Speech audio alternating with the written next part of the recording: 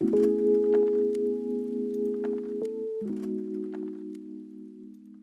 you're anything like me, that means you spend hours of your time playing old childhood games to escape the everlasting pit of sadness that is life, because playing these old games remind you of the childhood that you once had, back when you last remembered being happy. If not, let me tell you about one of my favorite childhood games, Poptropica. Poptropica was a game I played all the time as a kid, and as you could tell, I was pretty popular. For some reason, nobody knows about Poptropica when I ask them about it, so if you're one of those absolute losers who don't know what Poptropica is, I'll give a quick explanation for you.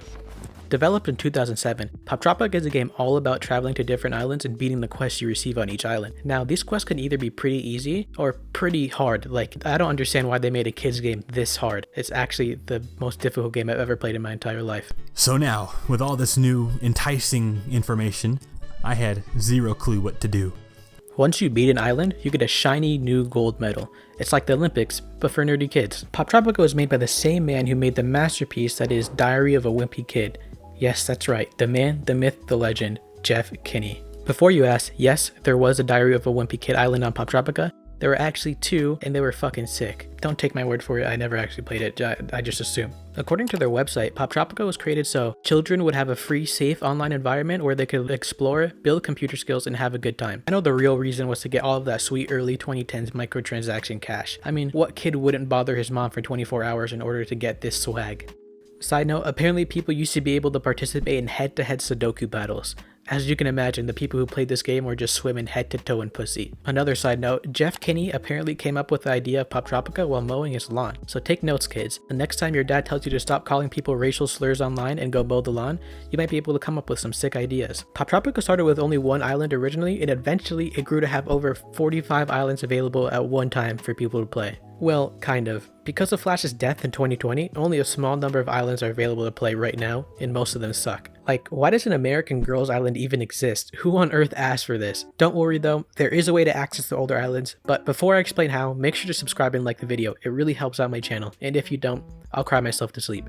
I promise I'll do it. I'll even make an uncomfortably long video about it too. I'm fine. I'm gonna be okay. Back to epic Poptropica hacks. In order to bypass the Flash problem TM, I had to think outside of the box. And by thinking outside of the box, I meant I googled my problems and I clicked on the first link I saw. This link led me to a video outlining exactly how to hack into the mainframe of Poptropica, but I got bored and I clicked on a regular website instead, which pointed me towards the Poptropica Discord server. The fact that a Poptropica Discord server even existed was mind-blowing enough, but what was even more mind-blowing was that there were over 1,000 people who still play this game. Hacking into the mainframe turned out to be simple enough, just had to download a file here, allow administrator privileges there, load an archive here and there, and sacrificing goes to the almighty gods of Poptropica. You know, the usual.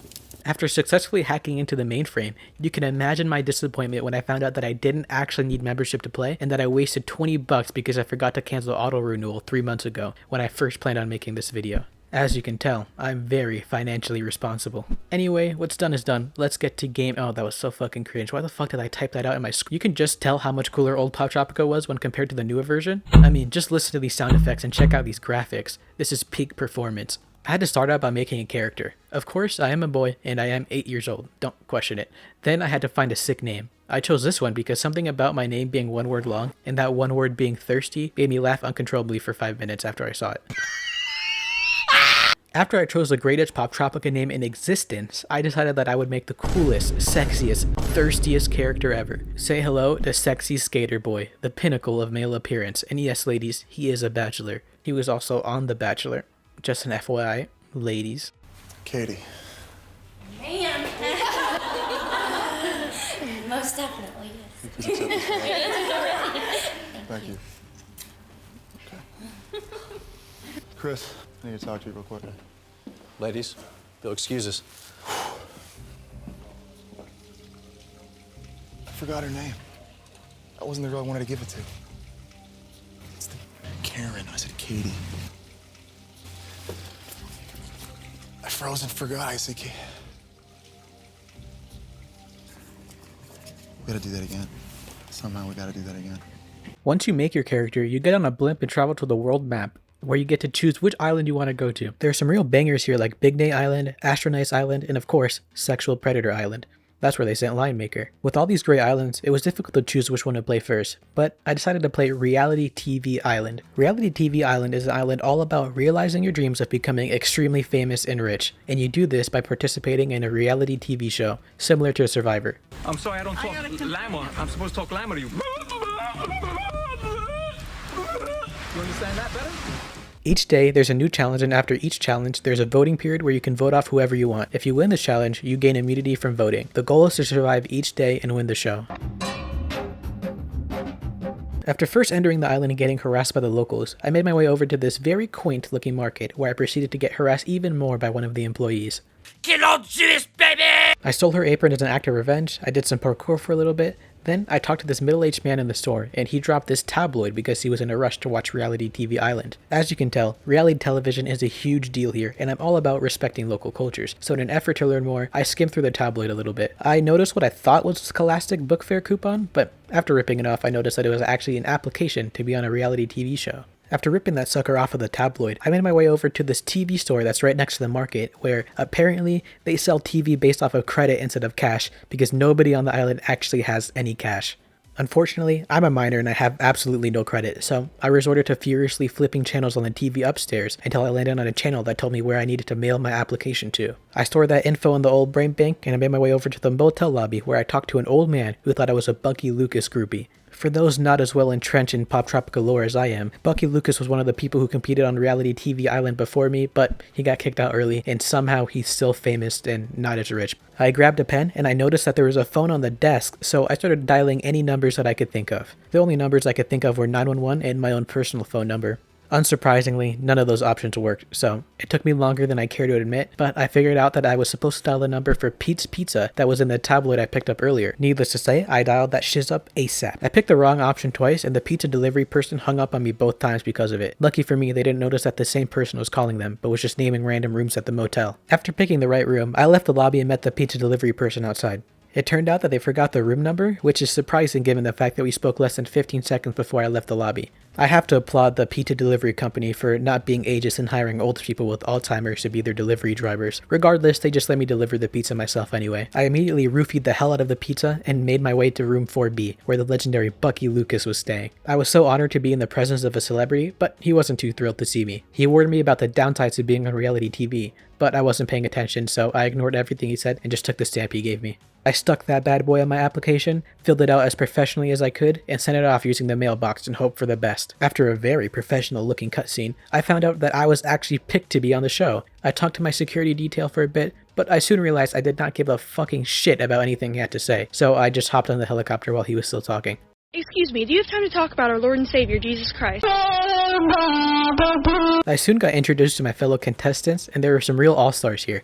People like Betty Brownie, Grandma Gracie, Black Widow, and of course, Slim Slam. The first game we played was a game where we had to jump from pole to pole in order to avoid the falling coconuts. Needless to say, I got hit by literally every single coconut and lost the challenge to Slim Slam. During the voting stage, I let my burning hatred for old people get the best of me, so I voted for Grandma Gracie. The second challenge's objective was to push a boulder across the finish line by clicking your mouse the fastest. I swear, these Poptropica characters are like steroids or something, because I got absolutely demolished by Slim Slam again. If you haven't figured it out by now, I'm not very good at video games, like, at all. I voted for Grandma Gracie again. I was almost voted off again, but Black Widow got 3 votes and was booted off the show. The next challenge was all about balance, and the goal was to balance your fruit kebab by keeping the brown dot in the middle of this plate thing. After almost losing the balance pretty early on, I managed to actually pull it off and win the entire challenge. This gave me voting immunity, so naturally I used this opportunity to vote for that old hag Grandma Gracie again. This time I was actually successful in getting her voted off the show. Danksterbork 1, old people 0. The next challenge was coconut catch, and the goal was to catch 20 coconuts first. I fucking sucked at this game. I mistimed my jumps all the time, and that fucking monkey always threw them away from me. Due to the rigging of this challenge, I lost. I voted for Slim Slam because he was just way too good at these games for some reason, and everybody basically thought the same way. I was in the final 4 in my first try at the show, so I was pretty confident going into the next challenge, turtle shell toss. All I had to do in this challenge was toss a coconut into either a bigger or smaller turtle shell. These shells are worth 10 or 20 points respectively. I channeled my inner Kobe Bryant for this one in order to do my best. Unfortunately, I channeled Kobe Bryant on November 24th, 2015. I lost and was voted off. This one loss started a long losing streak that consisted of me losing terribly in games or winning a game then immediately being voted off. However, my luck turned around and I was back into the final 4 and I was looking to win it all this time around. Then I fucking lost in the final because I suck at throwing boulders.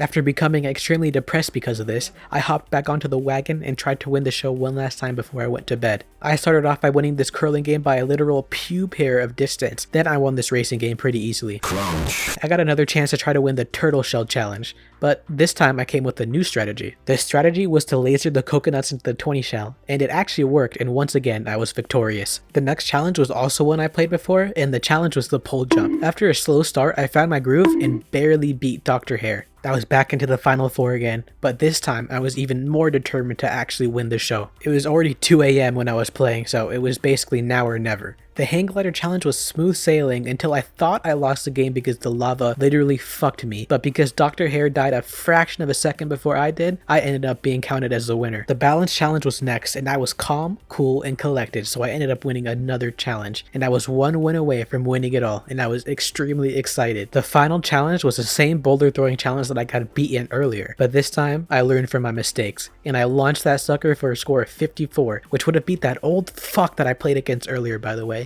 But that didn't matter now, because winning in that boulder challenge meant that I beat Reality TV Island. Overall, the island was very fun, but Jesus Christ was it challenging. I remember playing and beating this as a kid, but now I just don't know how I did it. These characters were 100% juicing. I didn't end up getting any money, so that was disappointing, but I was pretty much a bona fide celebrity at this point. Well, kind of a celebrity. I only had like 4 fans. But just like real life, it's not about the number of fans or supporters you have, it's all about how often you want to kill yourself making content that counts. And that makes me even more of a celebrity than Kanye West. Overall, I rate this island a solid 3.5 roofie pizzas out of 5. For the next island I was going to complete, I wanted to play one that I hadn't played before or at least don't remember playing. I ended up choosing the coolest island I could find, the Wimpy Wonderland Island. That's right folks, we're going to play the Diary of a Wimpy Kid Island. The island of all islands. The penultimate island, if you will. The example that all other islands should follow. The island that ended poverty and world suffering. Okay, maybe it's not that good, but it still looked like a pretty interesting island to play. When I first loaded into the island, I saw the sociopath himself, Greg Heffley. I wanted to ask him for some nudes first, but he interrupted me by asking me to help find his little brother, Manny. As much as I wanted to let Manny become homeless and die alone, I decided to help because I figured that I would be the one to catch him, which meant that I would get first dibs on beating his ass. So Greg and I went back to his house and searched for clues about Manny's whereabouts. After heading inside, I tried to play Twisted Wizard, which I apparently needed a guide for. I promptly got my ass handed to me by some zombie orcs and I never played the game ever again. I headed upstairs and stole someone's address book for some reason. I suspect that the Heffley family are Jehovah's Witnesses, but I wasn't able to find out any more about it. After doing some parkour, I found a page of Greg's journal. Weirdly, it was just a transcription of the Declaration of Independence. After bouncing around in celebration, I made my way into Manny's room where I found a suspiciously open window. At first, I thought that Manny might have just wanted a breeze to come into his room, but it turns out that he escaped through the window. I tried following his footsteps, but I just fell instead. After re-entering the house, I found that Greg was doing an absolute gamer moment, so I just let him be. As a side note, how the fuck did a 3-year-old parkour across these rooftops without falling once? The footsteps led to Raleigh's house, so I spoke to him and it turned out that someone had stolen his rumble bike. It turns out that this someone was none other than Manny. After Manny attempted to commit vehicular manslaughter on me, I chased him down the hill. I found the rumble bike crashed against a tree. Manny was probably intoxicated, not surprised. After taking the bike for a little spin, Manny challenged me to a parkour contest. Of course, I couldn't turn this opportunity down.